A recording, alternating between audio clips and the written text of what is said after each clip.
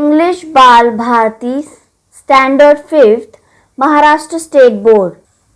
Unit 4 Chapter 27 The Legend of Marathon.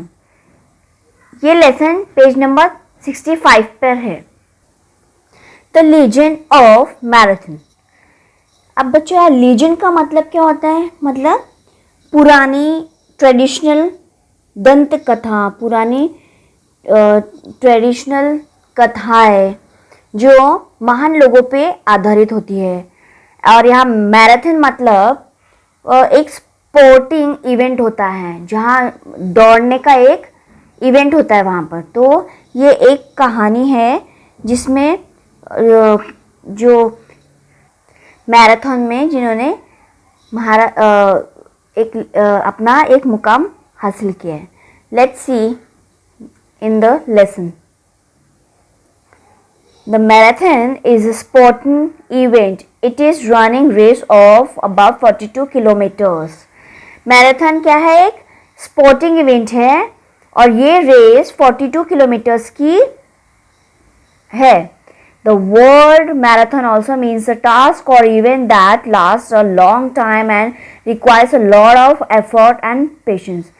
और ये जो मैराथन वर्ड है इसका भी मीनिंग है कि एक टास्क और एक इवेंट जो बहुत लंबा चलता है और उसमें बहुत सारा एफर्ट भी लगता है और पेशेंस मतलब धैर्य भी लगता है.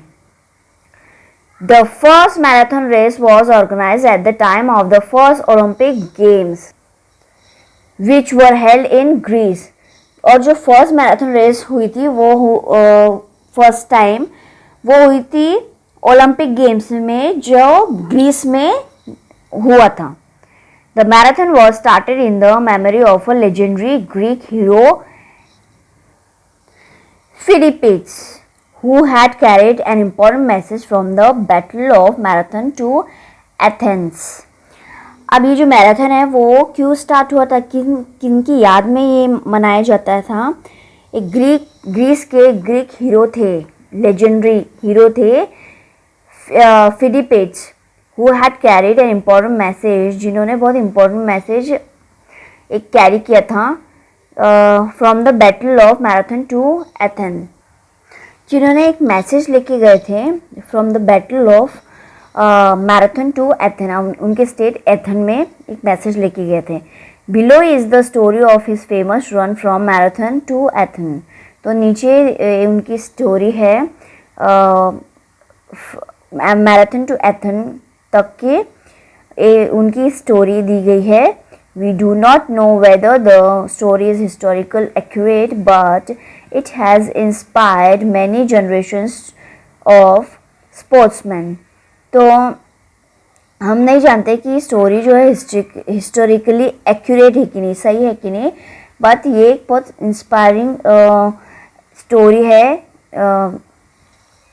जिन्होंने इंस्पायर किया है बहुत सारे स्पोर्ट्समैन्स को. ठीक है, तो आइए पढ़ते हैं.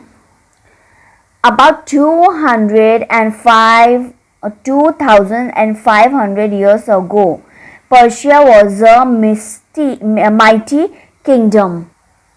About 2500 साल पहले पर्शिया जो था वो एक बहुत ही ताकतवर किंगडम था. किंगडम मतलब राज्य था. Their large army had landed in the bay near the town of Marathon. उनकी जो बड़ी सेना थी वो कहाँ पर रुकी थी?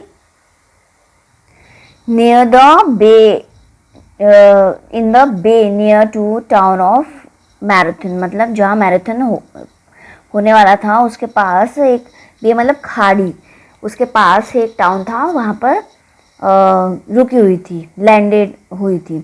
Their target was Athens, a city state in Greece. उनका क्या टारगेट था? एथेन एक प्लेस है, उस सिटी जो ग्रीस में है. Athens had a small army compare to the Persian one.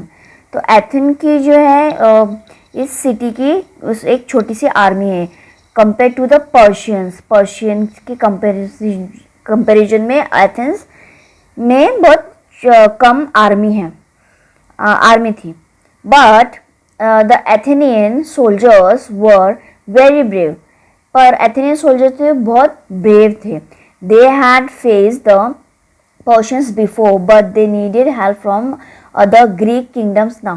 उन्होंने पहले भी पर्शियंस को फेस किया था, पर अभी उनको ग्रीक जो किंगडम राज्य उससे भी हेल्प चाहिए थी. They decided to send a special messenger to the neighboring kingdom of Sparta. तो उन्होंने डिसाइड किया कि वो एक स्पेशल मैसेज भेजेंगे उनके पड़ोसी राज्य को, जो स्पार्टा को. His name was Pheidippides. तो उसका नाम क्या था? Pheidippides. Pheidippides was a young man who served as a day-long runner. तो Pheidippides जो था वो बहुत यंग था, जो who served as a day-long runner, जो डे लॉन्ग मतलब दिन भर चलने वाले, तो वो रनर थे. ही ran to Sparta like the wind. तो वो स्पार्टा की तरफ भागे जैसे कोई हवा. He covered the distance of nearly 100 kilometers in a day. तो वो nearly 100 kilometers एक दिन में तय कर लेते थे.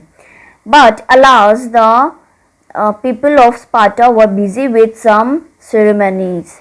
पर इसके अलावा जो स्पार्टा के लोग थे वो बिजी थे कुछ दूसरे सेरेमनीज पे.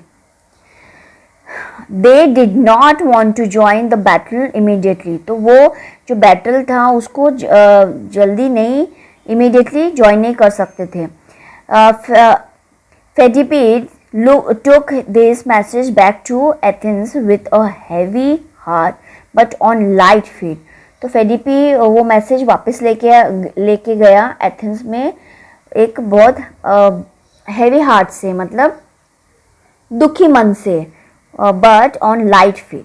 Again he ran 100 kilometres within a day. तो वो इतने जो तेज़ दौड़े, तो उन्होंने क्या विद इन अ डे, एक दिन में वो 100 किलोमीटर्स भागते हुए चले गए. When the generals of Athens heard the cold Spartan response, they did not lose heart. जब जनरल ने, एथेन के जो जनरल थे, तो उन्होंने ये सुना कि उनका तो स्पार्टन्स जो थे उनका रिस्पॉन्स बहुत फीका है, ठंडा है, तो उन्होंने अपना हार नहीं मानी, उन्होंने मन नहीं दुखाया. They were ready to fight on their own. तो वो अपने आप में रेडी थे लड़ने के लिए.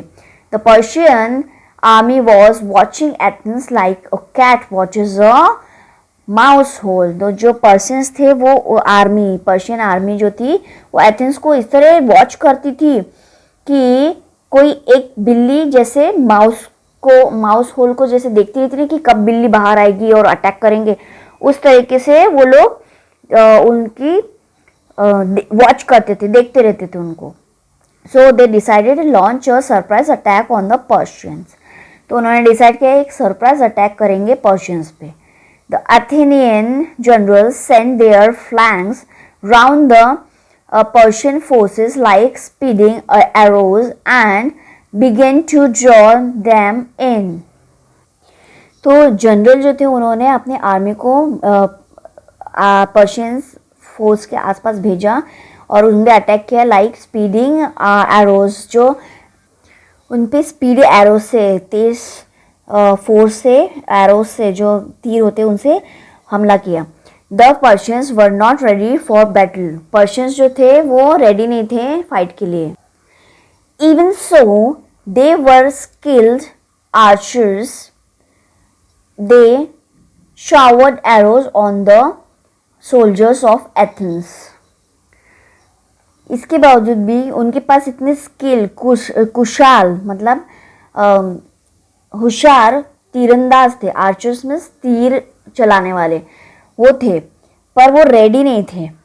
दे showered arrows on the soldiers of Athens. तो उन्होंने एरोज जो तीर होते हैं वो चलाया एथेंस के सोल्जर्स पे. But the arrows simply fell of their helmets and strong armours. पर एरोज फेल ऑफ मतलब गिर जाते थे. उन्होंने जो हेलमेट पहनी थी और जो कवच पहना था तो वो को उससे फेल हो जाते थे, गिर जाते थे. Also, the Athenians knew their seashore well. Athenians को अपना सी शोर पता था कि कहाँ पर है. The Persians were new to the terrain, but the Persians तो थे वो न्यू थे उस जगह के लिए. Many of them were killed, बहुत सारे लोग मर चुके थे. मैनी मोर वर इंजर्ड, बहुत सारे लोग घायल हो चुके थे. Some of them were lost in the marshy areas, कुछ लोग तो, और बहुत सारे लोग वो मार्शी एरिया मीन्स दलदली एरिया, उसमें खो गए. The brave Athenians drove back every single remaining Persian soldier back to their ships anchored in the bay. The battle was over within a few hour. तो brave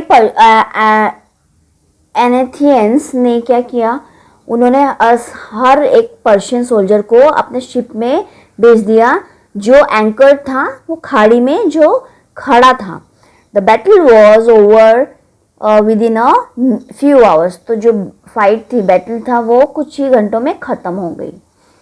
the battle was over but the Persians did not accept defeat. Battle तो over हो गई पर Persians ना हार नहीं मानी. They saw that the entire army of Athens had rushed to the seashore, leaving the city of Athens far behind. तो उन्होंने देखा कि जो आर्मी है एथेंस की वो सी शोर मतलब सी शोर की तरफ जा रहे हैं, भाग रहे हैं. लीविंग देयर सिटी, उनकी एथेंस सिटी को बहुत दूर छोड़ते हुए.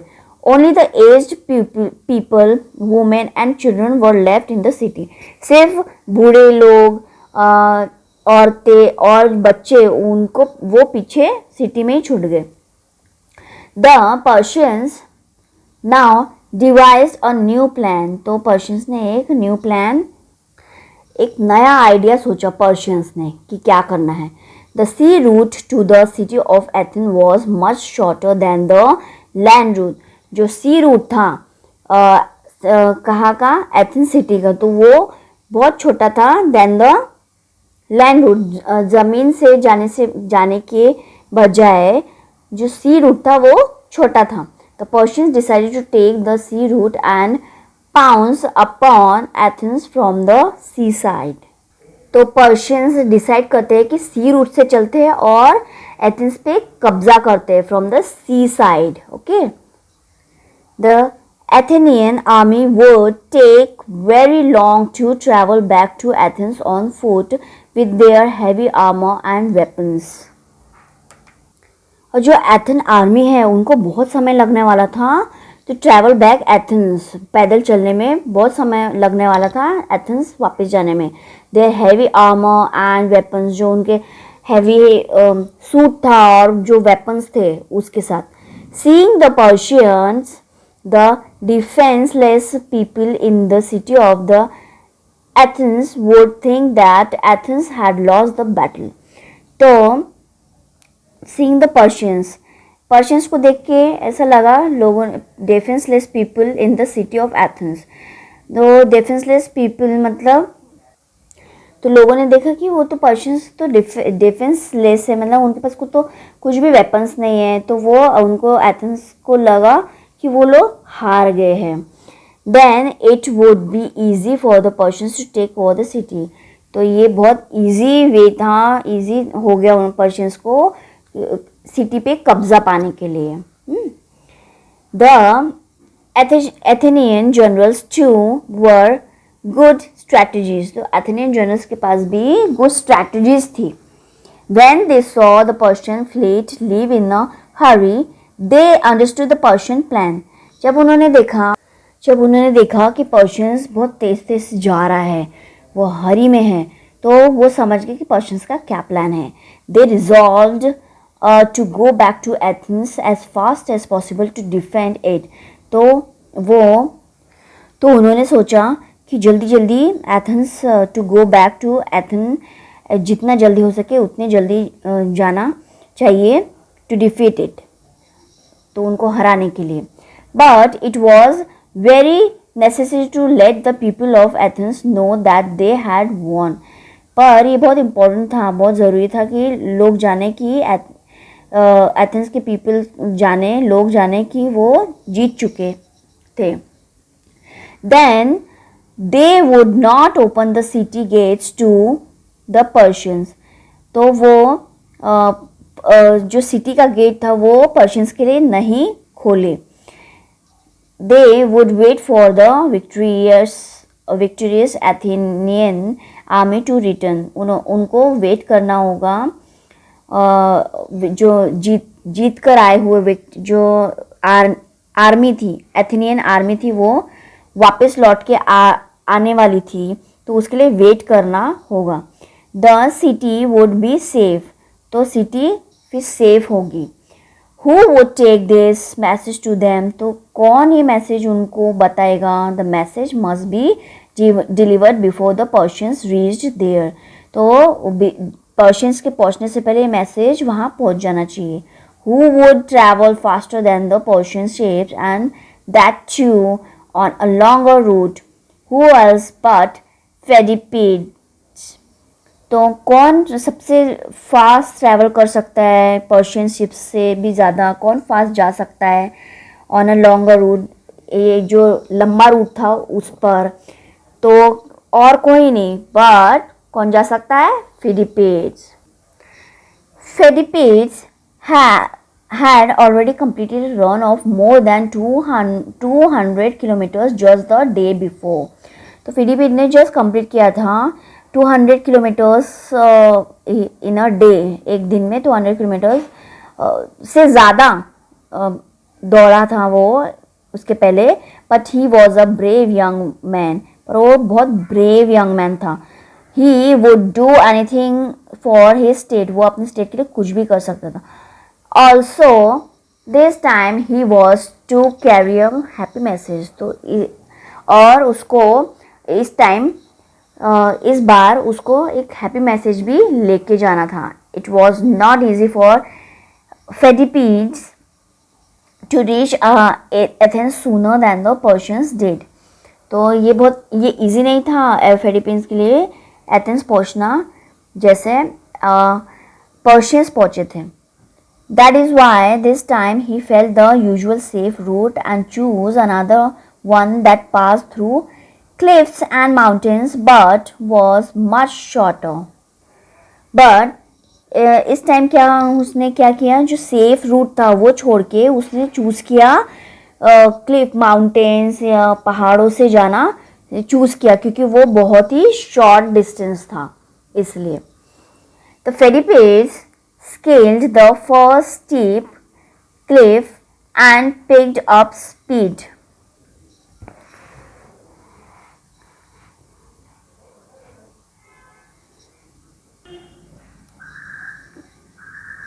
अरे Philippides scaled the first steep cliff and picked up speed. तो फिलिपीड ने पहले ऊंची चट्टानें पार की, फिर उन्होंने अपनी स्पीड बढ़ाई. He had to run more than 40 kilometres. उनको 40 किलोमीटर से ज़्यादा दौड़ना था. It was very hot. बहुत गर्म था. ही बिगेन टू परस्पायर. ही उनको वो पसीने पसीने हो गए थे. There were some shady olive trees on one side of the road. तो रोड के साइड में ऑलिव ट्रीज थे, घने ऑलिव ट्रीज थे. But Philippides couldn't rest. पर फिलिपीड ने वेट नहीं किया, रेस्ट नहीं किया, वहाँ रुके नहीं. He just ran on and on. वो बस दौड़ते गए. His heart began to beat faster. He became weak with hunger and thirst, but he did not stop. तो वो दौड़ते गए. उनकी जो हार्ट बीट थी वो भी फास्ट हो गई थी. वो बहुत कमज़ोर हो चुके थे भूख और प्यास के कारण, बट वो नहीं रुके. At last Philippines came within sight of the city gates of Athens. तो क्या होता है फिर? फिलिपींस जो है वो एथेंस के सिटी गेट पे पहुंच जाते हैं. He was successful in his mission. वो अपने मिशन में सक्सेसफुल हो जाते हैं. He had reached before the Persians. तो पर्शियंस के पहुंचने से पहले उसको पहुंचना था। The people of Athens threw open the gates to Philippines, तो जो लोग थे एथेंस के उन्होंने फिलीपींस के लिए गेट खोल दिया। What happen Philippines, do you bring good news और क्वेश्चन मार्क। तो फिलीपींस को से पूछते क्या हुआ फिलीपीन, क्या तुमने गुड न्यूज़ लाया है। Yes yes, joy to you, we won. As soon as Philippine had delivered this message, he collapsed, never to rise again. तो वो कहते हैं हाँ हाँ हम जीत गए, खुशी की खबर है, हम जीत गए। तो जैसे ही वो ये मैसेज देते हैं वो गिर जाते हैं और वो उठते नहीं है। He had laid down his life in the service of Athens. वो अपने आप वो शहीद हो जाते हैं कि ये सर्विस करते हुए वो शहीद हो जाते हैं। ठीक है। The story of Philippines has inspired the people of Greece for many centuries. तो ये स्टोरी जो है फिलीपींस की वो बहुत सारे ग्रीस के लोगों को और बहुत सारी कंट्रीज़ को बहुत सेंचुरीज तक, बहुत सालों तक उनकी जो ये फिलीपींस की स्टोरी है वो इंस्पायर करती है। His historic run from a marathon to Athens became a legend. जो उनकी जो रन थे मैराथन टू एथेंस वो एक लेजेंडरी बन गई। When the Olympic Games were started in Greece, this legendary event was commemorated in the form of the sporting event, the marathon. तो जब ओलंपिक गेम्स स्टार्ट हुए ग्रीस में तो जो मैराथन था वो लेजेंडरी जो थे हमारे कौन थे, फेडीपीडी है ना, फेडीपीडी, तो उनके नाम से ये स्पोर्टिंग इवेंट रखा जाता था। ठीक है। तो उनके स्मरण में ये मैराथन रखा जाता था। वो today marathons are arranged in many countries. तो आज के दिन में प्रेजेंट डे में बहुत सारे कंट्रीज़ में मैराथन अरेंज किया जाता है। When you see one or when you are old enough to take part in one, remember the first marathon runner. जब भी आप अगर इसे देखें या आप बूढ़े हो जाए, to take part in, जब आप बड़े हो जाए, इतने बड़े हो जाए कि आप उसमें पार्ट ले सके, तो remember the first marathon runner. तो आप याद रखिए उस फर्स्ट मैराथन रनर को। ठीक है। तो बच्चों ये इस लेसन में फिलीपीड्स जो नाम के मैराथन थे, फास्ट रनर थे, उसके ऊपर ये चैप्टर है। तो आज भी जो मैराथन होते हैं वो उन्हीं के स्मरण में किया जाता है। तो यही हमारा chapter the legend of marathon finish होता है। नेक्स्ट पार्ट में हम इससे रिलेटेड कुछ क्वेश्चन आंसर्स देखेंगे।